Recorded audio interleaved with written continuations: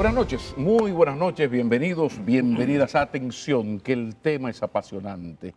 Es un tema que ha marcado la vida, el pasado, el presente, el futuro de lo que somos como dominicanos. Vamos a analizar la figura de Rafael Leónidas Trujillo y Molina desde la historia, pero también desde la psiquiatría.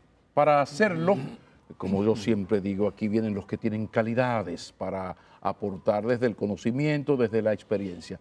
Autor de un libro fundamental, si no es el único, creo que hay muy pocos, sobre la salud mental o falta de ella del tirano. El doctor José Miguel Gómez está por aquí, y para hablar de Rafael Leónidas Trujillo en la historia, en la cultura política dominicana, el autor de uno de los libros, y vuelvo a lo mismo, sino el que más, uno de los libros fundamentales y mejor escritos para entender cómo fue todo este episodio terrible y muy histórico del tiranicidio. Qué bueno, José Miguel Gómez y Montero, Juan Daniel Balcácer, psiquiatra, historiador y amigos de este programa. Bienvenidos, mis señores. Muchas gracias. Buenas noches. Todo mi respeto, todo mi respeto. Y gracias por aceptar, gracias por aceptar. Vamos a comenzar, si están de acuerdo ustedes, por el personaje. ¿Quién es Trujillo y desde la psiquiatría cómo analizar la salud mental y las características psicológicas, psiquiátricas de ese personaje?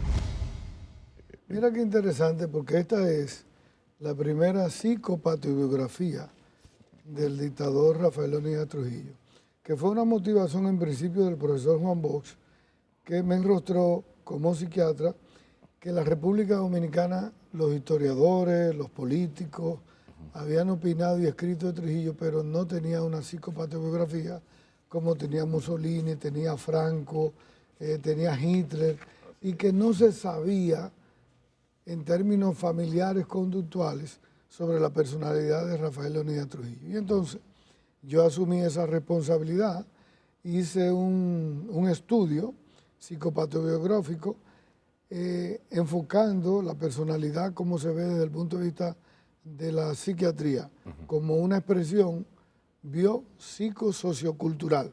La parte biológica que incidió, la parte psicológica y la parte sociocultural. Y entonces nos dimos cuenta que la sociedad dominicana no pudo conocer a Trujillo, no pudo entender a Trujillo, no pudo asimilar a Trujillo en términos de los diferentes rasgos de personalidad que tenía, que llevaba al extremo de confundir aparte de los que trabajaban con él, de los que lo conocían y de los que desearon conocerlo.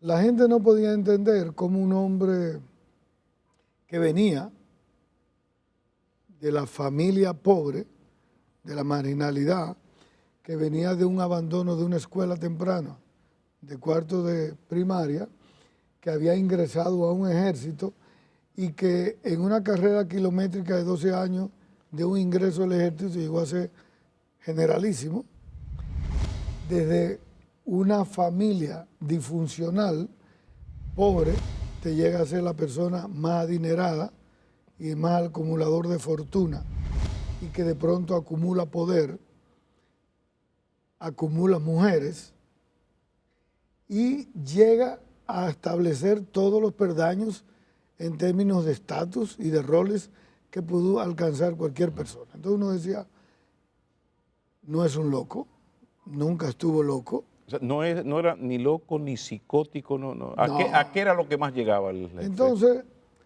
a mí me tocó estudiarlo y darme cuenta que Rafael Leónidas Trujillo era una persona que tenía diferentes rasgos de personalidad, que fue lo que más lo empujaron, lo ayudaron. Por ejemplo, la gente decía, bueno, pero ese Trujillo que era meticuloso con el orden, que los militares tenían que estar limpios, pulcros, bien vestidos, y que se enojaba porque entrando a la Fuerza Aérea encontró una llave botando agua y paraba un carro para pelear por cosas así. ¿Qué era? Bueno, era que tenía rasgos obsesivos. Y uno sabe en psiquiatría que las personas más exitosas tienen que tener rasgos obsesivos, que son las personas meticulosas, detallistas, planificador, ahorrador, cuadrados y corridos, las personas que son predecibles, las personas que todo tienen que tener el orden. Y el Entonces, tema del ego iría metido ahí, el superego, esa cosa terrible. no, diríamos que ahí tenían los rasgos obsesivos, Ok. pero también tenía el rasgo narcisista. Para tener poder, llegar y mantenerse en el poder en cualquier tipo de sociedad y de empresa, hay que tener rasgos narcisistas del individuo que tiene una exageración de su propia importancia y de su propia valía, que entendía que tenía que ser grande, ¿verdad? Y que merecía, Y además. buscar la notoriedad, pero tenía rasgos histriónicos, esa forma de entrada al baile, llamar la atención, hacerlo mejor, hacer el histrión, controlar el escenario. Ese era Rafael Hernández Trujillo y lógicamente tenía rasgos paranoicos, era un individuo supicaz, que siempre desconfiaba, que creía que había algo detrás de la información y por supuesto tenía también todo el contexto del dominicano que era mágico religioso. Entonces, como un individuo que le gustaba la parte religiosa, pero creía en Santa Marta y le prendía vela para que él mantenga la virilidad, creía en San Rafael, creía en otros y creía en otras, y de pronto Trujillo tenía lo que más lo describió y lo detalló en términos histórico-social, era el rasgo de personalidad antisocial. Es decir, Eso sí. O sea, Trujillo psicótico no. terminó, psicótico no, Trujillo era un antisocial. psicópata, era un trastorno antisocial de la personalidad, pero no era el antisocial que uno ve en la cárcel o que uno ve en la sociedad delinquiendo y haciendo las cosas del pandillerismo. Pero eso del y no el remordimiento, buteo. No. doctor. De hacer Claro. cosas y yo estoy salvando la patria y mato, y yo, o sea, sin ningún resentimiento. ¿No hay alguna cosa por Por ahí? eso ese rasgo antisocial de personalidad, de ser la persona capaz del amigo Sí. con el que compartía, también mandarlo a asesinar y a darle el pésame y no afligirse. ¿Verdad? Sí. Te decía de ese rasgo antisocial de personalidad y de hacer las cosas que hacía en términos del hurto, del robo, del crimen, del terror, del asesinato, de reincidir en las mismas conductas, el no pedir perdón, el no arrepentirse. Esos son rasgos evidentes de una patología en psiquiatría que se llama trastorno antisocial de personalidad. Hay un subtema que se lo voy a guardar, mi doctor, porque tiene que ver con la misoginia y al mismo tiempo el amor ilimitado hacia su madre, mamá Julia. Entonces hay una contradicción que usted me la va a tener que explicar, porque después de la pausa, Juan Daniel Balcácer tiene que hablarme de algo que creo que todo dominicano en algún momento lo ha pensado. Joder, ¿quién fue este hombre? ¿Por qué la tiranía de Trujillo? ¿Por qué la figura, incluso el comportamiento, enganchando por aquí, de Trujillo, marcó tanto a esta sociedad que 58 años después todavía decimos que detrás del alma de cada dominicano hay un Trujillito escondido? Después de la pausa.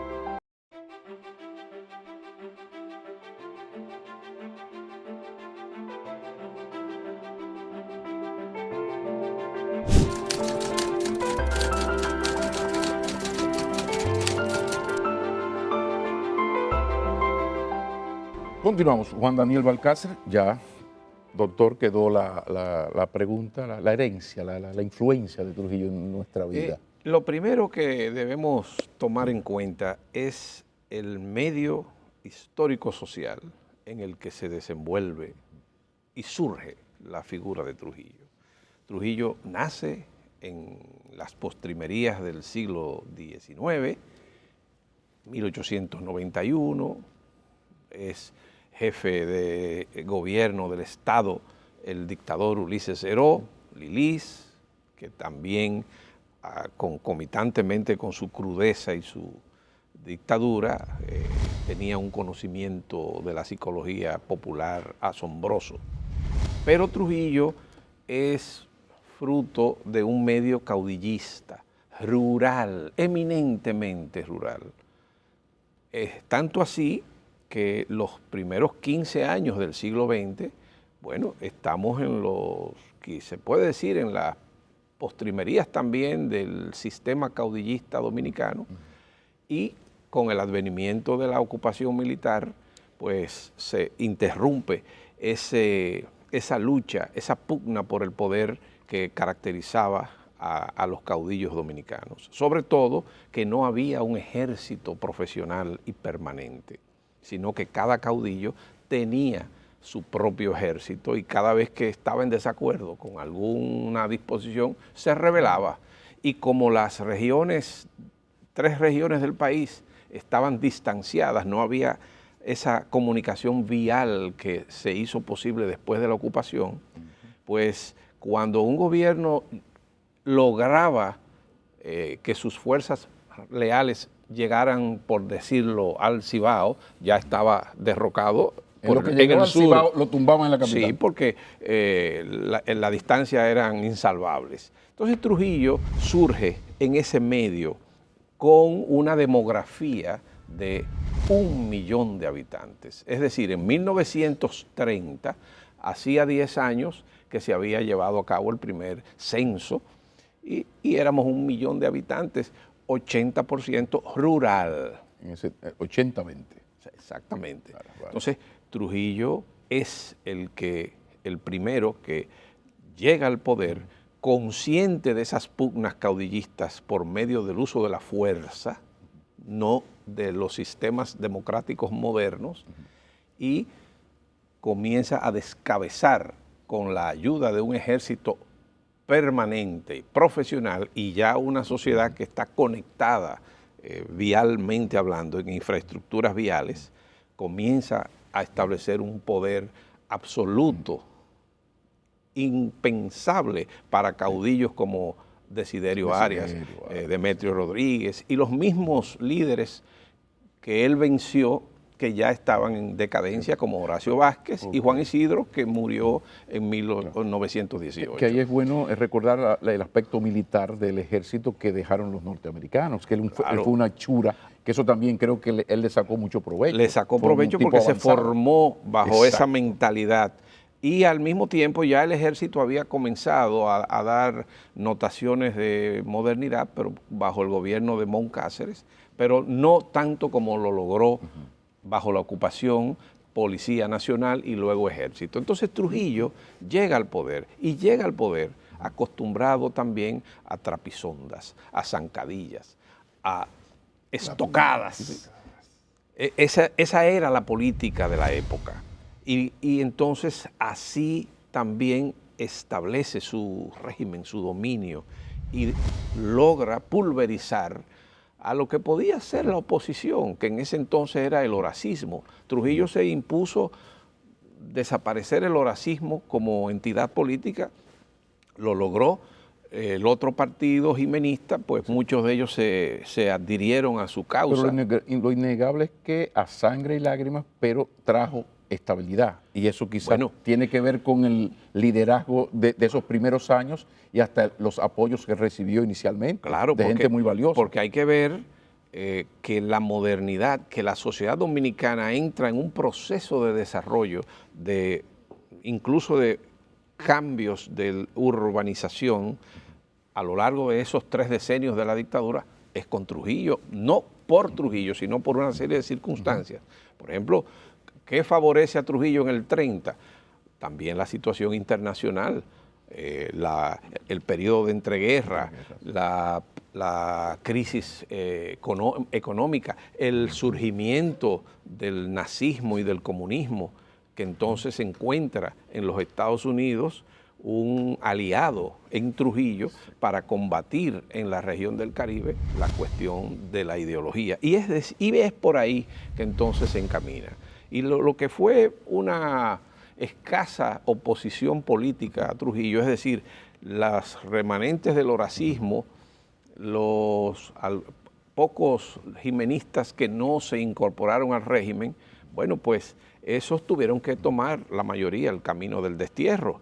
Y entonces Trujillo se enseñoreó, estableció ese sistema omnímodo y marcó toda una sociedad precisamente por ese régimen de terror absoluto que el que no estaba de acuerdo decía a alguien o encontraba las 3 fórmulas que aplicaba el mismo Lilis: el destierro, el encierro o el entierro. Lo entiendo. Es decir, que era una situación difícil, pero marcó su estilo Claro. esta sociedad. Y yo recuerdo que al final de la dictadura, por ejemplo, yo que fui criado en Santiago en gran parte, mi abuela era una señora horacista, y entonces, pero con mucha discreción, lo único que decía en mi casa era un señor muy buen mozo, Horacio Vázquez, alto, y Mon Cáceres, pero no pasaba de ahí. De ahí no pasaba. No pasaban de esos elogios, y no se hablaba, porque entonces no era nada más que las paredes oían, sino que los niños no estábamos en una época en que se nos permitía escuchar opiniones de los adultos, y mucho menos de la situación política. Pero personal y políticamente fue, y es un elemento a tomar en cuenta, infravalorado Rafael Leónidas Trujillo, que algunos se quedan con el matón, el asesino, y hay otra lectura, dice, no, espérate, este señor entrenado por norteamericanos, la letra, a mí me llamó la atención, la letra de Rafael Leónidas Trujillo, no es la de un ignorante iletrado, no era un intelectual, Era un hombre, pero además era un hombre muy hábil. esa habilidad, esa capacidad, Hábil. fue realmente políticamente, psiquiátricamente infravalorado Trujillo. Sí, yo pienso que fuera de las circunstancias que describe muy bien el profesor Balcácer, fíjate que Trujillo venía con habilidades, con destrezas, porque se había desarrollado en una comunidad rural, en una familia disfuncional, donde había adquirido, por una parte, las habilidades sociales del pandillerismo de la banda de los Pepitos, Claro. que todos habían estado presos siendo adolescentes por el Los hurto y el Pepitos robo eran de porque ganado. eran hijos de Don Pepe. de de Don Pepe, sí. Y eran muchachos que hacían labores no propias de cualquier familia organizada. Pero Trujillo tuvo el privilegio de que Luis Alcina Chevalier lo educa, lo enseña a leer, escribir, y sus tíos, los Pina Chevalier, lo educaron, lo formaron, y esa caligrafía que tenía, recuérdate que a edad temprana trabajó en el correo, trabajó con el tío y se fue formando O académicamente. sea que él era de los Pepitos, pero tuvo unas oportunidades y una formación que no tuvieron posiblemente los hermanos. Se y otra da vocación porque quizás. de los 11 hermanos es el tercero.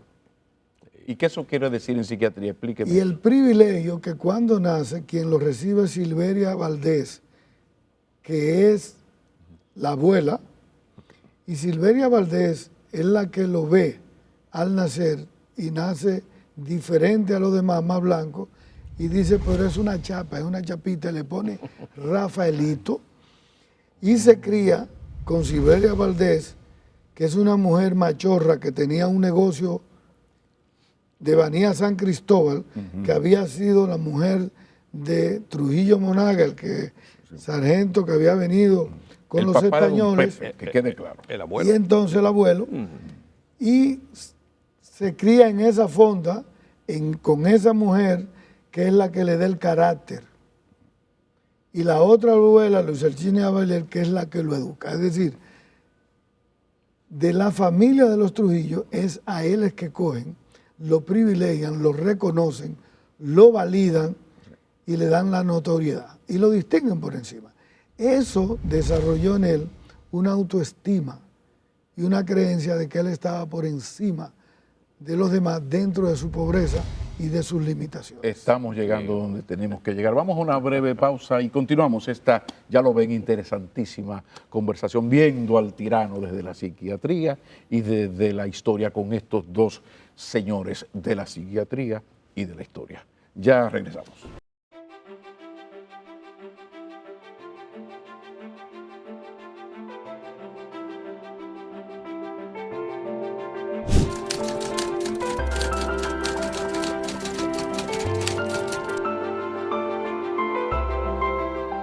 Continuamos. La formación de Trujillo, lo hablábamos en el otro segmento, esto es lo que le da a Trujillo la oportunidad de alcanzar lo que él alcanzó, porque él terminó jefe del ejército que formaron los americanos. Sí.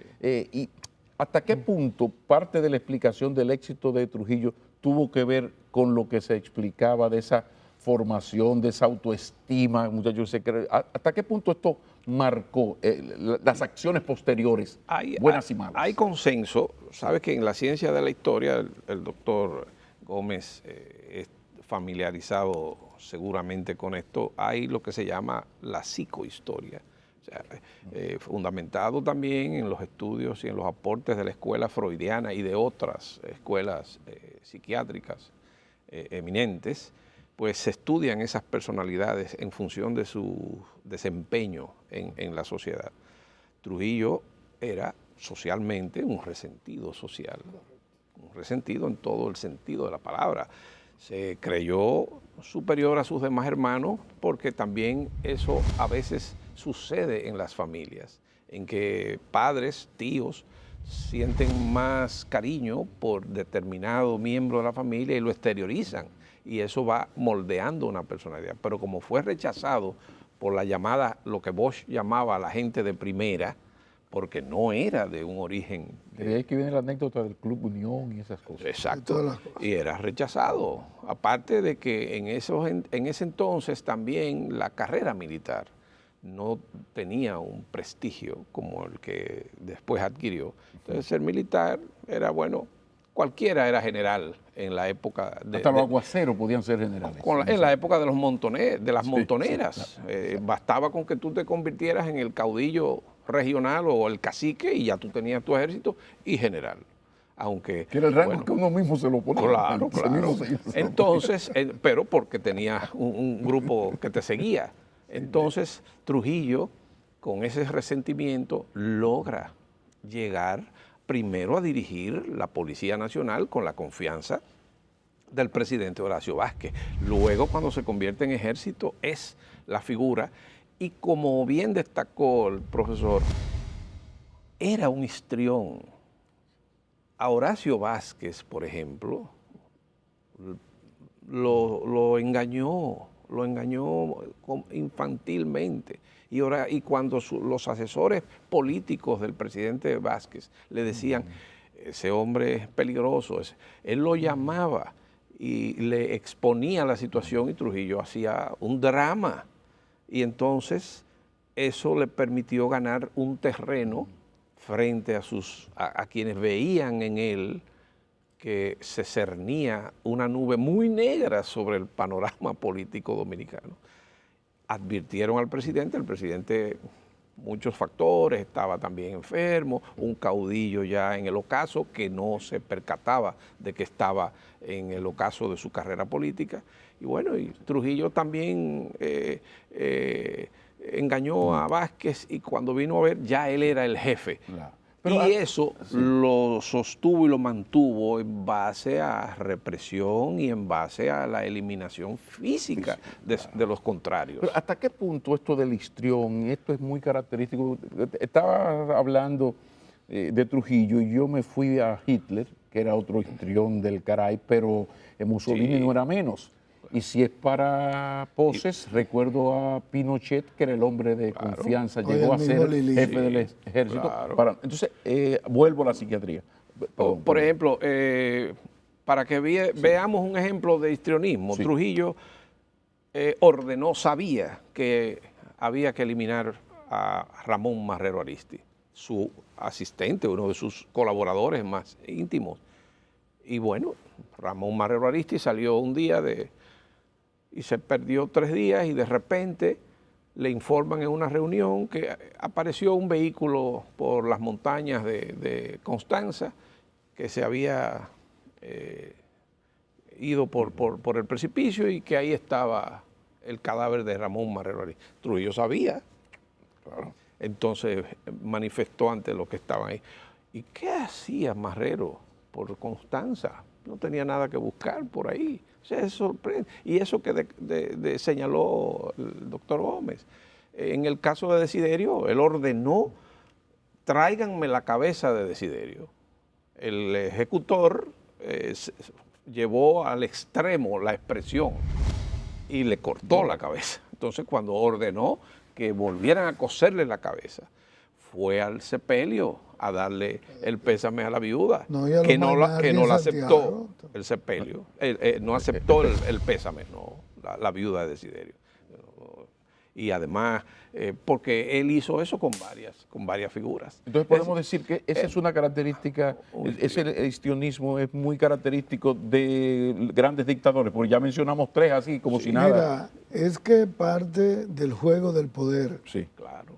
para manipular, plantear el cinismo, la doble personalidad, dar los mensajes contrarios y que yo pueda decir una cosa diferente a la que practico, eso son habilidades histriónicas. Y eso no es un doblaje, ni un teatro, ni es dramatización. Eso es parte del rasgo de personalidad que tienen los dictadores y que tienen la mayoría de los políticos. Fíjate que esos dos rasgos es que más lo ayudan. Cuando ingrese al ejército, sabiendo que es de segunda o de tercera, falsificó su primera carta al ejército americano diciendo que pertenecía a la familia Las Primeras de San Cristóbal, que nunca había estado detenido, que tiene unos valores asumidos y principios y que tiene abnegación y servicio por servirle a su país. ¿Verdad? Pero Horacio Vázquez, cuando lo manda a buscar, le hace una flira y un doblaje y le dice: usted es mi presidente y le obedezco, ordene y mande, presidente. Y ahí es que confunde a Horacio y divide a Ureña y Horacio. Esa manipulación, ese doble juego, el cinismo, era propio y son propios de esas personas que tienen esas habilidades.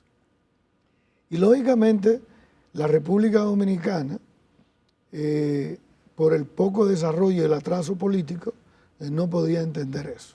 Entonces, aquí es donde yo veo, cuando estudié a Santana, estudié a Báez, estudié a Lili, estudié a Trujillo, tú te das cuenta que la República Dominicana gravita con más de 100 años de dictaduras, ¿verdad? Sí. Y que tú 58 años después,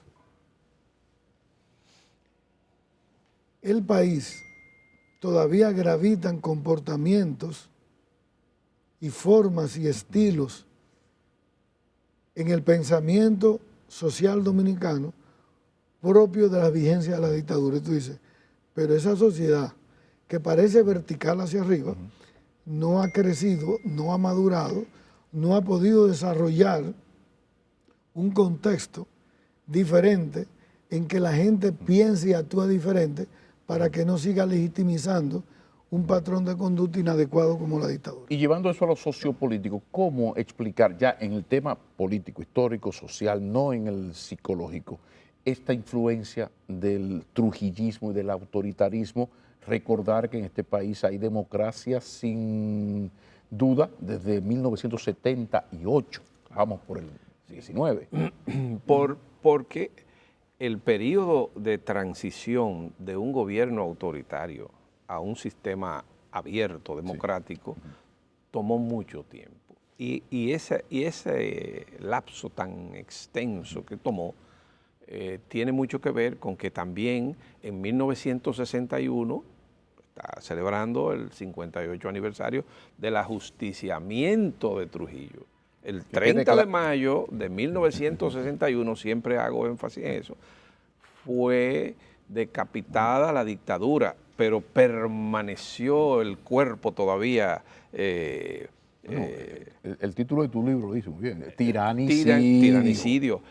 Toda la estructura jurídico-política y la maquinaria de ese régimen quedó intacta, salvo algunas piezas que se desmontaron, y quedó intacta, y por eso tú has dicho que de 1978 para acá es cuando verdaderamente podemos hablar del inicio de un verdadero desarrollo del sistema democrático. Entonces, todavía se están desmontando leyes que fueron aprobadas, sancionadas en plena dictadura. No quiere eso decir que no funcionen, pero la mentalidad, lo que se llama la memoria colectiva, el imaginario popular, eso quedó tan marcado por ese sistema y por el que les siguió, porque es que entonces siguió casi todo igual hasta 1978, casi todo igual. También que los partidos liberales para llegar al poder se convierten en conservadores, porque esa negociación con los liberales de Washington para permitir que finalmente fuera el PRD gobierno tuvo mucho que ver en no tocar y en esa obediencia. Y luego viene el PLD que lamentablemente llega al poder de la mano del delfín ilustrado del tirano. Tenemos que irnos a una pausa para el último segmento. Ahora sí que hay que aprovechar el tiempo. Pocos minutos y varios temas pendientes. Ya regresamos.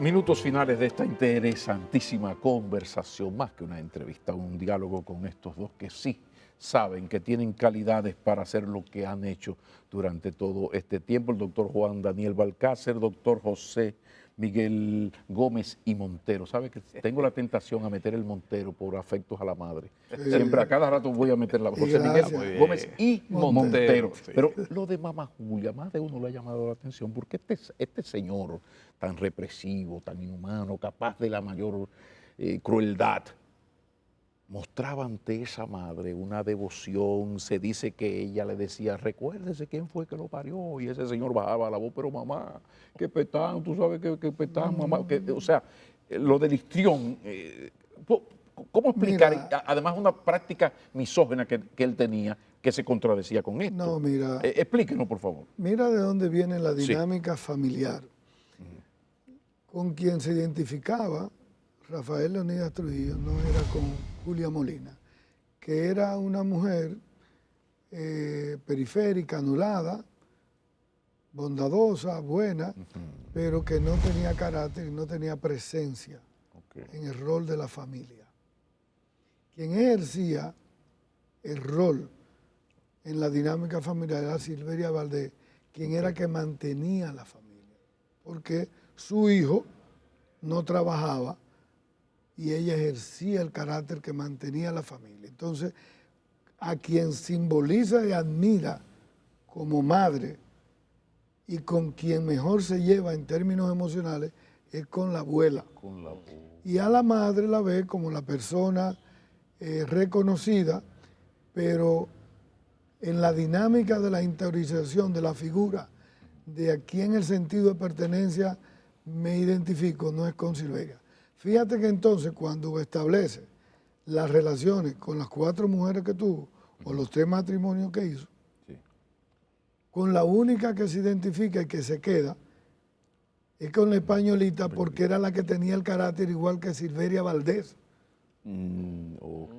Pero las 3 mujeres, como Lina Levatón, como Varina, y la misma Bienvenida Rodríguez, Bienvenida Ricardo, fíjate que ahí no se identifica, porque se parecen a Julia, no tenían carácter, eran unas mujeres sin presencia.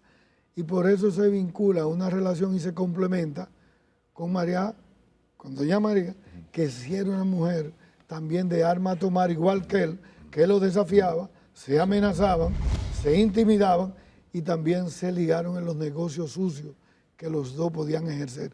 Fíjate que en las relaciones de pareja, así es que se llega y así es que se forma. O sea que fuera la abuela, él pasa en la relación con la mamá, es más una práctica de histrionismo. Correcto. Porque ya la abuela no está o estaba muy mayor, no sé en qué momento. Me parece sí, interesante, pero bien, eso puede explicar esa misoginia, o sea, esa cosa, ese desprecio hacia la mujer, la utilización de la mujer, las historias de violaciones o algo parecido. Era parte del machismo de la época. Era parte de la cultura de la patrifocalidad, de la cultura de los roles de género y de la cultura machista, pero también es parte de la personalidad de él. Fíjate que cuando Rafael Leónidas Trujillo reconoce su búsqueda insaciable por el poder, por la grandiosidad y la notoriedad de primero Trujillo, el maestro, el profesor, el médico, el todo, también reconoció que para ascender necesitaba a la mujer y utilizaba a la mujer como parte del ascenso de lo que él quería.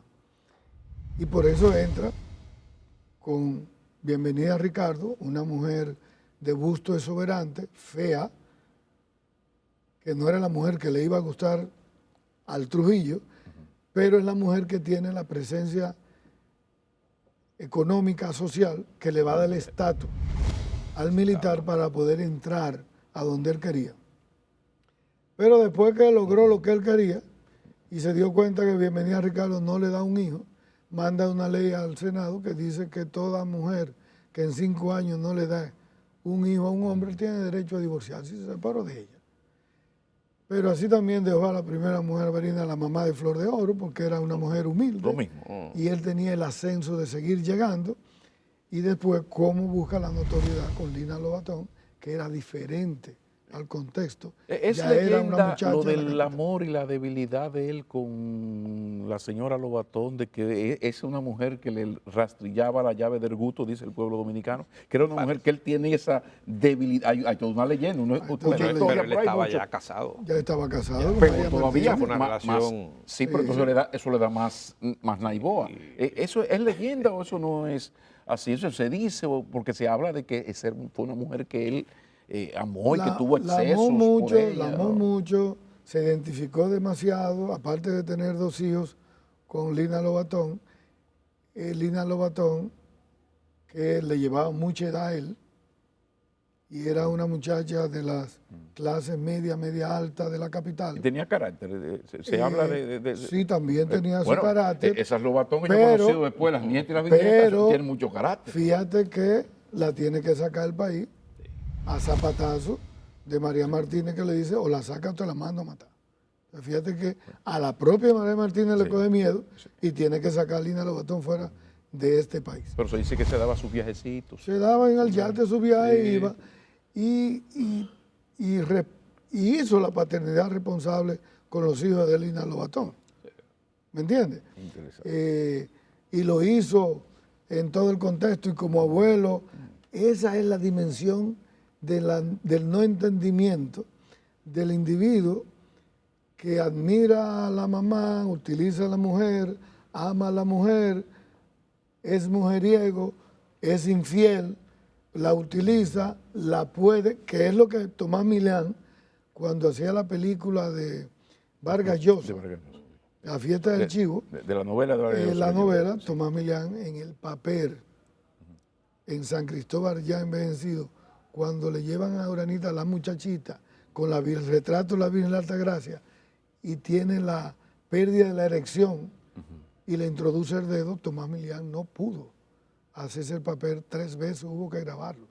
Y ahí es donde tengo yo que explicarle a Tomás Milián en el Hotel Jaragua de qué tipo de personalidad es que podía hacer eso, para que él pudiese entender quién era Rafael Leónidas Trujillo, porque con la novela él no lo podía entender. Pero vuelvo a lo mismo, ese hombre capaz de hacer eso, que eso no tiene que ver con la época, no, eso es una deformación psicológica terrible, ¿verdad? Un trauma, una cosa terrible. O sea, ese es el mismo hombre que insisto en el respeto hacia su madre. Ese es el para no antisocial. hablar de- ese Es antisocial. Ese es el psicópata que puede cambiar de escenario, que puede hacer cosas sin sentir afectividad, sin sentir vínculo, sin arrepentirse. Para hacer esas cosas obligatorias, usted tiene que tener un trastorno de personalidad.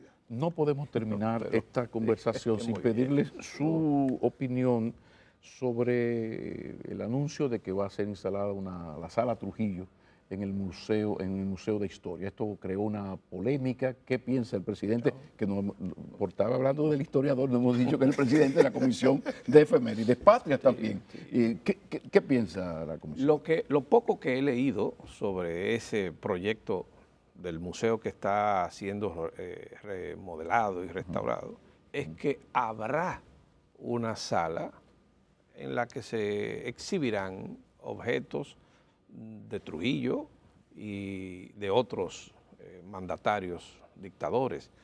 Todo depende del sentido pedagógico ¿O no?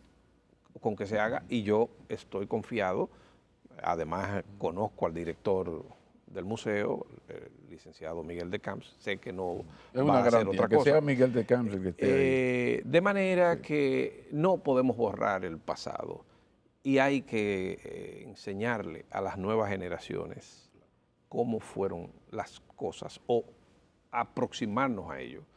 De manera que se exhiban ahí algunos objetos, pertenencias del dictador, también hay que exhibir una réplica de la silla eléctrica que se usó en la 40, hablar del terror, hablar de que se mantuvo gobernando durante 30 años, pero en base al uso desmedido de la fuerza, reprimiendo y que se enriqueció a costa del Estado y de crímenes políticos, tanto en el país como fuera. Todo eso hay que decírselo a las jóvenes generaciones para que sepan que el sistema democrático que hoy disfrutamos, aunque imperfecto, nos ha costado mucho sacrificio y que no hay forma de permitir que en la sociedad dominicana pueda siquiera lejana volver a repetirse un régimen como el de Trujillo. Ese sentido didáctico debe ser el espíritu que prime en todo esto. Que así sea, señores. Muchísimas gracias. Gracias. Buenas noches. Se ha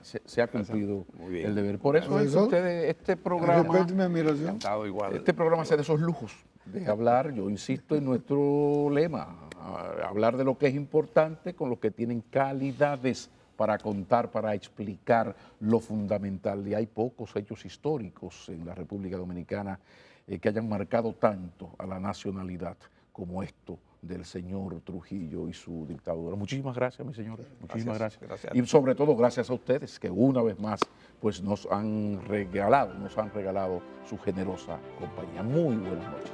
Buenas noches.